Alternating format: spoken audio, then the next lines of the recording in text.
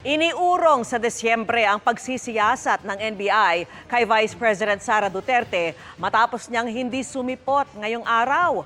Binatikos ng ilang kongresista ang hindi pagdalo ng pangalawang Pangulo. At nakatutok si John Consulta. Handang-handa na sana ang NBI para salubungin si Vice President Sara Duterte kanina sa kanilang tanggapan sa Pasay City para sa kanilang investigasyon ukol sa mga sinasabing banta ng bise laban kay Pangulong Marcos, First Lady Liza Marcos at House Speaker Martin Romualdez. Pero sa huli, no-show ang Vice Presidente. Sa halip, abogado niya ang dumating, bit-bit ang sulat na nagsasabing di makakarating ang bise.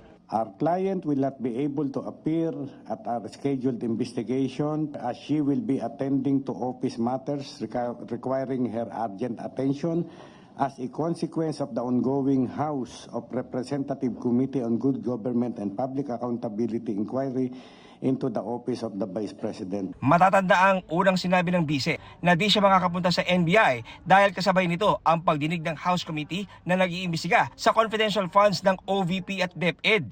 Pero ang komite, kinansila ang pagdinig para magbigay daan sa NBI. Yung pagka-cancel ng House yesterday came in late daw.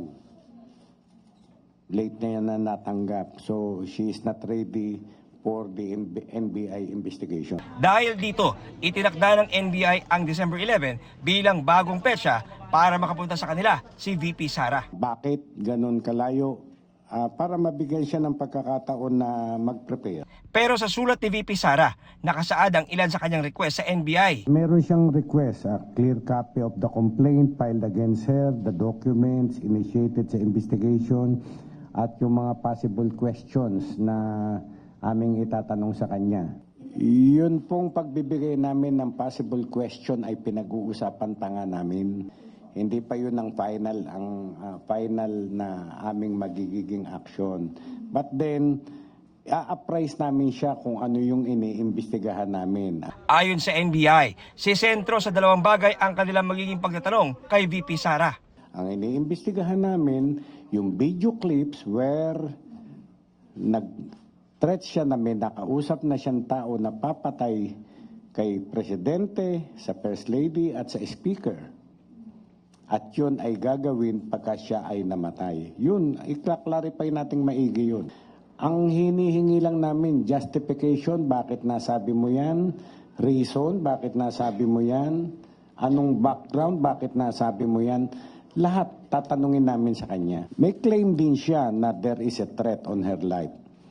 Vice President siya, imbestigahan din natin yan. Tatanungin namin siya, sino ba yung pinaghihinalaan mo? Kung ano, may ebidensya ba tayo?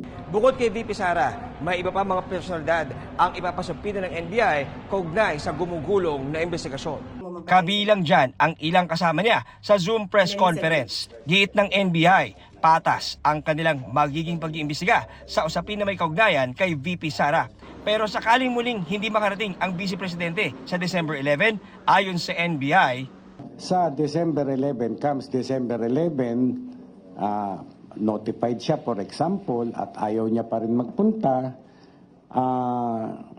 we cannot force her. Baka naman may reason kung bakit hindi na naman makakarating. Depende po sa reason. Dumating ang December 11, wala man lang pinadalang request for extension for valid reason, then we will consider that as a waiver on her part and then we will proceed with our final report.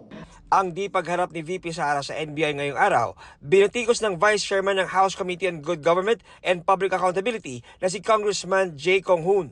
Imposible ngang hindi alam ng Office of the Vice President, no, yung cancellation na nangyari kahapon. This is another palusot.